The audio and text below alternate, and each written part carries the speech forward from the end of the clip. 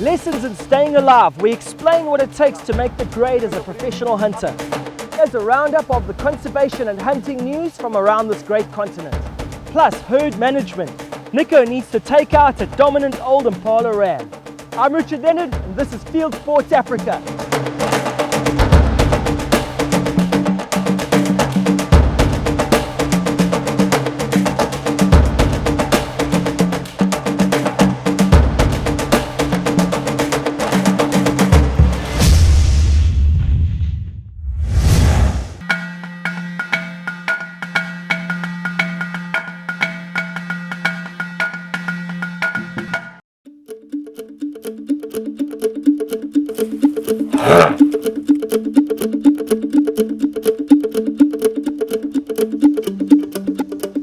Because I loved Africa and because I still love Africa, I've decided to become a professional hunter. This came as a game changer opportunity in my life, and I had to grab it. So you want to be a professional hunter? Well, you'll spend the next 18 months learning cool stuff like this. Okay, so the standard practice throughout the world, whenever anybody opens up an animal, you always open up on the animal's left. So the first thing you look at this animal's spleen. Conducting autopsies, building rifle mount muscle memory, understanding African ecology, shooting big bore rifles and being put under intense pressure. To pass the course, these guys will have to do 50 approaches on bull elephants. So this is exactly how we want our guides to train, and so they don't panic when they're in close contact with elephants. You can see the tail of that elephant. It's quite stiff, so he's not sure of himself.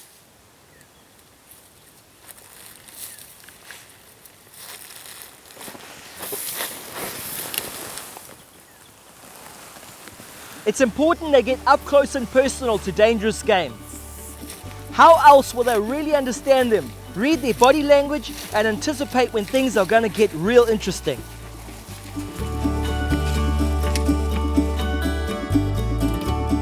The PH course at the South African Wildlife College is open to all. Max is from France, Brighton is from Zimbabwe and Kieran is from the UK. He's doing the short field guide course as part of his gap year.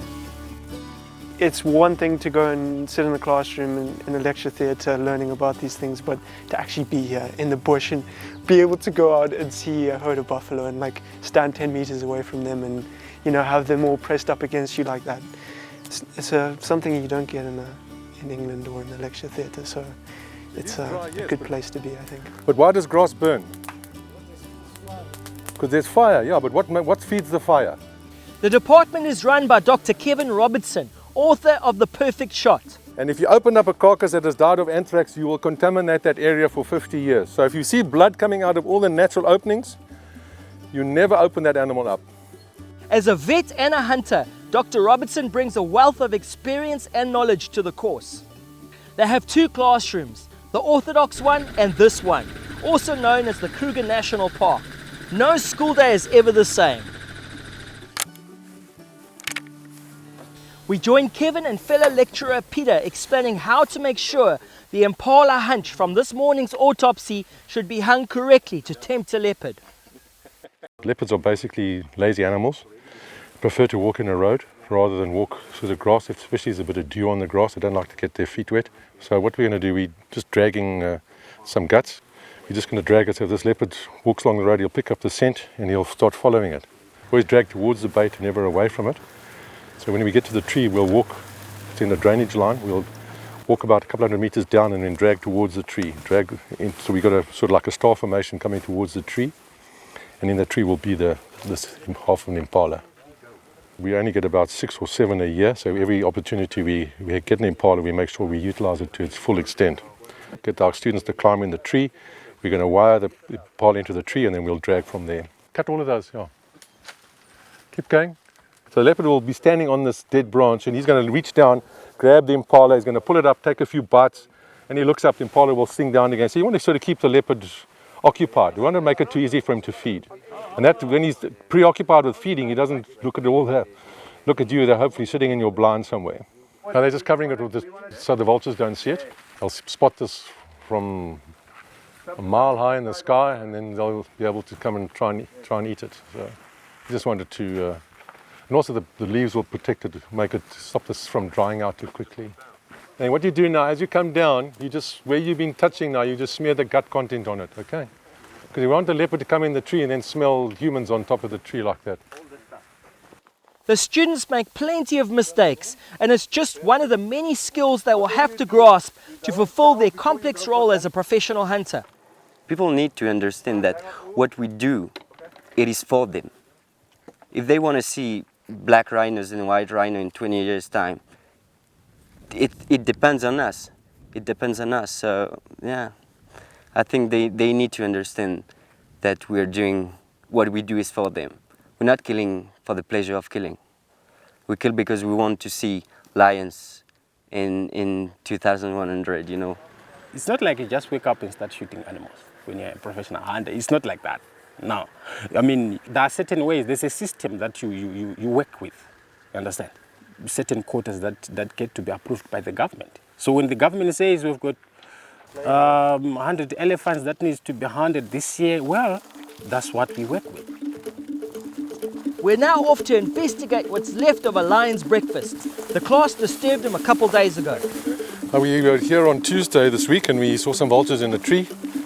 So we got out to have a look, and we just stuck our head over that anthill, and a big ginger-maned lion stuck his head out of a bush and looked at us and gave a warning growl and then backed off. And then we drove a bit further and we could actually see a lion lying in this area. So we've come back now. I just want to see what the lions have killed. There were lots of buffalo in the area, so I suspect it's a buffalo. We'll just go and have a look to see what it is. This is the rumen content of the buffalo. They don't eat that, but the hyenas have eaten up everything else that's left behind. All right. So we have a young bull. Eh? All right, fantastic. Let's pick up that jawbone there. This is ideal, because what we'll do now, this is the lower jaw, and we'll take the third molar, the first molar, which is the third tooth from the back, which is this tooth here. So with a vernier, we'll measure the crown height, so that's where the enamel starts. So it'll be from there to there. It'll be one measurement. And from there to there will be the second measurement. We'll get 8 measurements, we'll get an average, we'll plot it on a graph, and we'll get the age of this buffalo in years. So let's see if we can try and get this head off, guys. That's way. That's way. This time of the year, because the water is quite limited, the herds are massive. I mean, the herd you saw this morning must have been a couple of hundred, and this herd was definitely 300 or 400, I should imagine. So what they'll do, the lions will just push them, and anything that just lags to the back, they'll come in and whack him. But what's all quite interesting here, if you look at this carcass of the buffalo, you see the ribs on a buffalo almost overlap. So if you're hunting buffalo and you from a side-on shot, invariably you have to shoot through a rib. So the bullet goes through the skin, it'll go through muscle, then it'll go through some rib to get into the thoracic cavity. And these ribs are really hard. Okay, this is a young bull, but when the bull gets much older, those ribs get much broader and they get quite a bit thicker as well. This is what we call the thoracic inlet. So when a buffalo is looking at you, that's what your aiming point. But if you shoot off center on a frontal shot, what happens? The bullet hits and gets deflected round the ribs and goes into the abdomen. So quite often on a frontal shot, buffalo runs off and you're tracking the buffalo and you'll find blood in the dung and you say you've gut shot it. And they say, well, how is it possible to gut shoot a buffalo from the front? And the reason for that is of this rib shape. If you shoot it through the thoracic inlet, which is this little hole there, it's very deadly. But if you're slightly off center and the bullet hits there, it just deflects around this continuous bony shield, and it just runs around there and then it goes into the abdomen.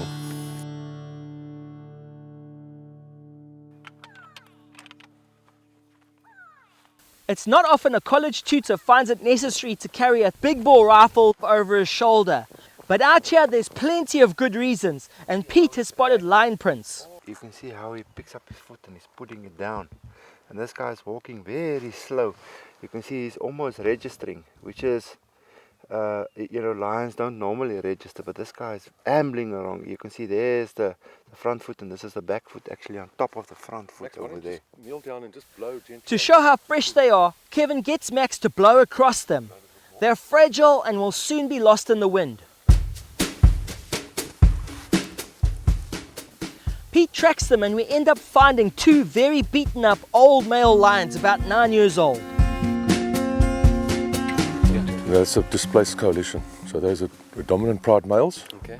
So they've lost their territory. And look at that guy, he's blind in one eye. He's got a wound on his leg, and both that the front guy was limping as well. You noticed he was limping. Yeah. Lions are such magnificent animals. But when their time has passed, they fall off the bus very quickly, because when they're a pride male, the lionesses do most of the killing. So their job is to defend the territory and to breed. So they do little, they don't kill much. So they become old, they become unfit, they start slowing down, they get arthritis, they become old men. And now all of a sudden the old men have now been kicked out of the house. So they've got to go and cook for themselves now. Eh? And they're going to go. We understand that. They want to go and buy their own groceries now, okay? And they haven't got any money to buy their groceries with, so they start scavenging, they start begging. Oh. Wow. But from a hunting point of perspective, this is the perfect lions to hunt, because they've done their job, they've bred, they've passed their genes on, and I would rather get a swift bullet rather than starve to death. Eh? It'd take me a long time to starve to death. But these are the ones that can become dangerous, resorting to scavenging, looking for easy meals, which often can include humans. I mean, we had a situation in one of our exams at Chimutsi Dam in the Zambezi Valley. One of our students was taken out of the tent and killed and eaten by a lion on the examination. And it was the same thing, the same situation, old lion like this, starving to death. So lions are beautiful, magnificent animals when they're in their prime, but when they lose that prime, then they fall off the bus really quickly. As Kevin says, Africa can be a cruel place, and they'll probably starve to death within the next few months, which is one of the strongest arguments for hunting big cats here in Africa. The thousands of dollars it would raise would pay for more high security fencing, patrols, and ultimately more endangered animals being protected. As part of the PH course, students will have to learn to shoot. Most of them have no rifle experience, so they have to start with a pipe. They need to carry these pipes with them everywhere they go. If they point the red end in the wrong direction or leave it lying against a tree, it's forfeit time. They'll now have to exercise with the pipe full of concrete. When they need to shoot, they will have to shoot in either self-defense of themselves, their trackers, or their clients. And they're not going to have a lot of time, whether it's a shot coming towards them or maybe a wounded animal running away from them. And so their sight acquisition and how their rifle is going to get into their shoulder needs to be good. And so these pipes that we have, they're about 5 kilograms each, so it's very close to what a rifle would be. And we teach them not just the shooting and the mounting and practicing that, but it's also a continuous awareness of where they point their rifles, rifle safety, looking after their gun and all that kind of stuff that we're now drilling into them. And some of the guys have never shot before, so we are doing this. And the guys that have shot before, they also get something good out of it. Another problem they need to overcome is the skill of using a rifle scope. Again, some students find this tough. Aimpoint has helped deal with this stumbling block. With both eyes opened at the target, the class's end goal is a lot clearer. The Aimpoint units are just one part of the involvement of this Swedish company. The company also helps fund part of this PH course. Its president, Leonard, is here for the first time to experience it for himself. Educating professional hunters in the way that Southern African Wildlife College does, I think is admirable. It's something that should happen in a lot of more places. But their education, it is extensive, and it's not like you're coming in and you leave 2 weeks later with a PH permit. You have to go through a very, very deep education in every way, and a lot of tests that you have to pass to get your exam at the end. And I think it's very, very good. So after all that you have to be tempted to train to be a PH, if nothing else, it's going to look real cool on your CV no matter where you come from.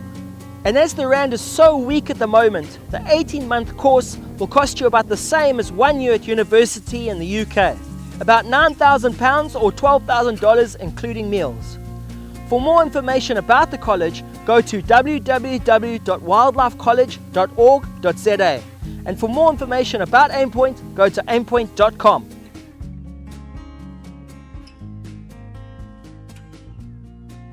What an amazing course, and a big thank you to Aimpoint and the SAWC. Right, now we're heading into a roundup of conservation and hunting news from this great continent. Welcome to African Wildlife News. I'm Beth Sylvester. The 2016 CITES Convention is due to take place in South Africa this year. The 17th World Wildlife Conference will take place in September and October this year in Johannesburg, bringing the global community together to tackle the world's biggest wildlife challenges and opportunities. All eyes will be on the convention to see what plans will be put in place to stem the current poaching crisis in both elephant ivory and rhino horn. Kruger Park Ranger in court for bail hearing regarding his accused involvement with rhino poaching. Rodney Landella, a man entrusted to carry out anti-poaching operations in the Kruger National Park, was in court on Friday the 19th of August for his bail hearing. Mr. Landella has been in service in Kruger for over 15 years, has received achievement awards for his work, and was even involved with the Rhino Orphans programme. The worst drought in over 2 decades is taking its toll on wildlife in southern Africa. With less than 60% of the expected annual rainfall falling last year, the country is experiencing its worst drought in over 20 years.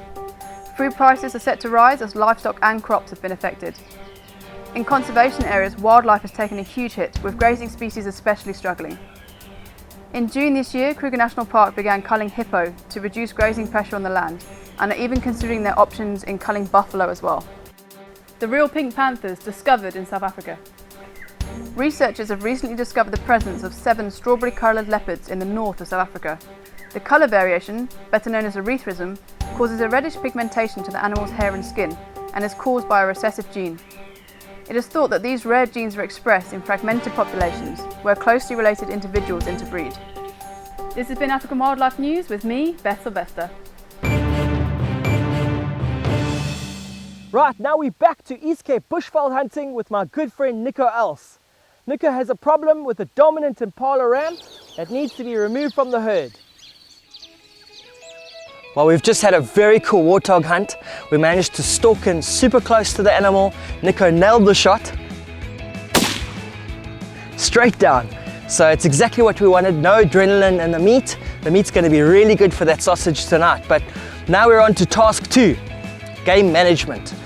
We've first got to locate the herd of Impala.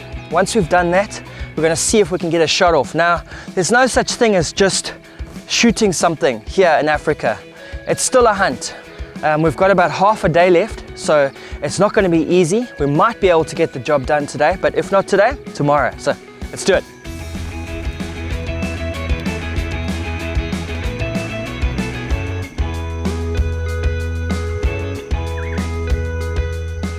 Once again, we started bumping into animals along the way. First up, another female bushbuck.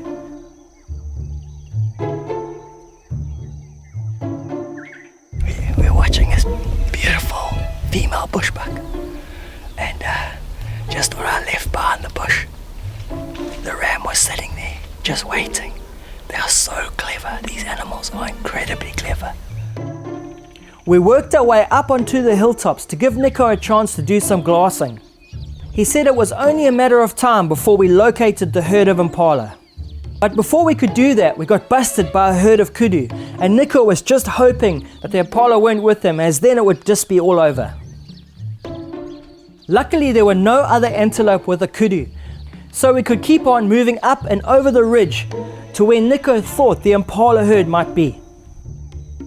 Then we bumped into one of my favorite animals to hunt, the mountain reedbuck. We've got some female mountain reedbuck down here. I still am battling to see them with my naked eye. It's unreal how well camouflaged these animals are here in Africa. It wasn't long and we located the herd of Impala, but we were running out of light fast. Okay, they're just down here, just over this ridge here. But I can't see them when I'm sitting down. I can't stand up and see them. But then they'll see me as well. But let's just move. position.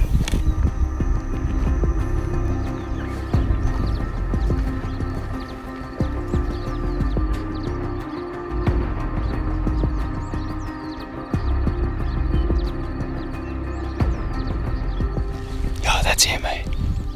The reason why I want to take this particular ram out is because he's still dominating the herd.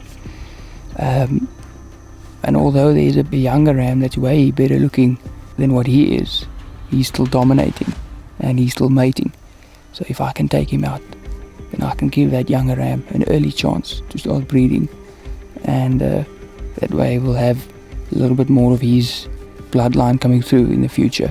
Not only to improve the herd quality, but also we try to manage the number of animals. So we're keeping the animals to a certain carrying capacity, and because of that we take out certain animals to try and create better animals, create a better herd. I think we're going to leave it. We won't take the shot now. It's too late. We're losing light fast, and if something goes wrong, then we're stuck with a wounded animal through the night. We don't want to do that. And that was it. Nico made a good ethical decision and decided to rather come back first light the next morning to get it done quickly and ethically. After a long day's hunting, it was finally time to sit around the fire, have some good chats, and enjoy that fresh farmer's sausage that Nico had made. And boy, did it taste good. After a good night's sleep, we were greeted again by another beautiful Eastern Cape sunrise. But once again, there was no time to sit around and enjoy the scenery. We had a job to do, and the sooner we got onto those Impala, the better. After about an hour's walk, we were back on top of the hill and almost at the place where we had seen the herd the day before. And again we started bumping into antelope, but this time it was going to potentially ruin our plans.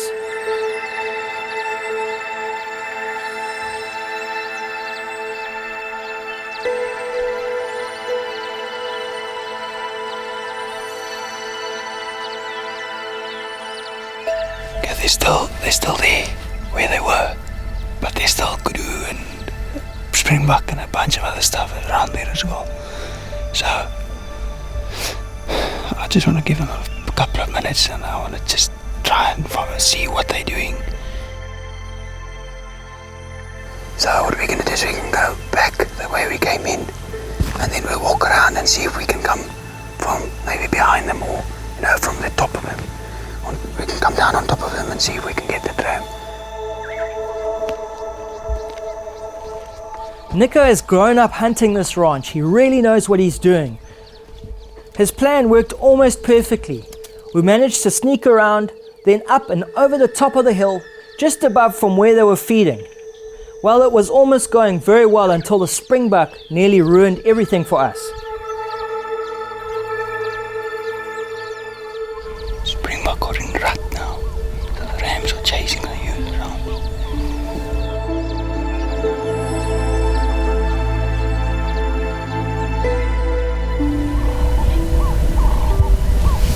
You was looking into the sun so she couldn't see clearly what it is. So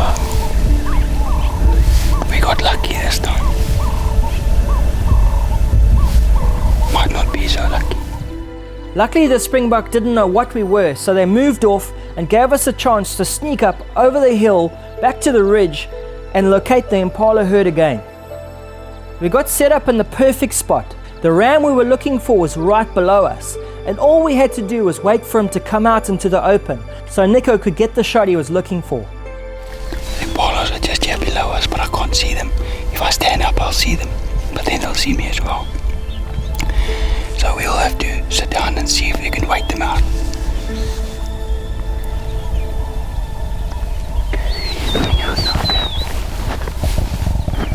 Do you see him? Yes. Okay, you ready? Yes.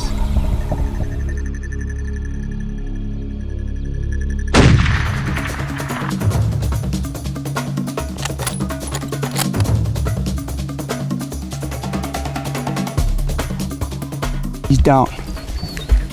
Got him. Nico again made no mistake. His plan worked perfectly and he got the job done quickly and ethically, just the way we like it.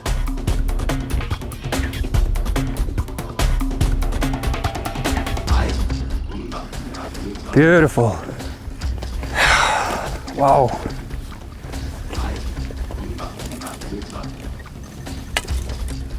Got him. Yeah, look at that. Old ram. You can see the tip of the horns have been worked off. It's supposed to be way longer than what it is. And have a good look at his teeth now. It's worked off as well. He's got really none left there. It's only those small little tips. So yeah, it's an old ram.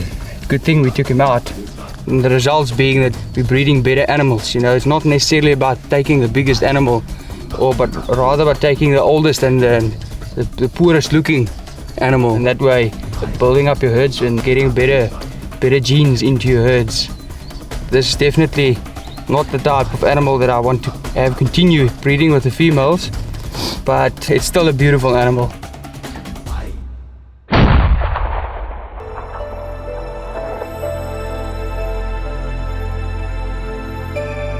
What an awesome and very successful hunt. It was super cool seeing Nico again, spending some time with him on his very beautiful ranch, as well as spending some time with him in the bush. It seems every time I hunt with Nico I learn something new, and this time was no exception.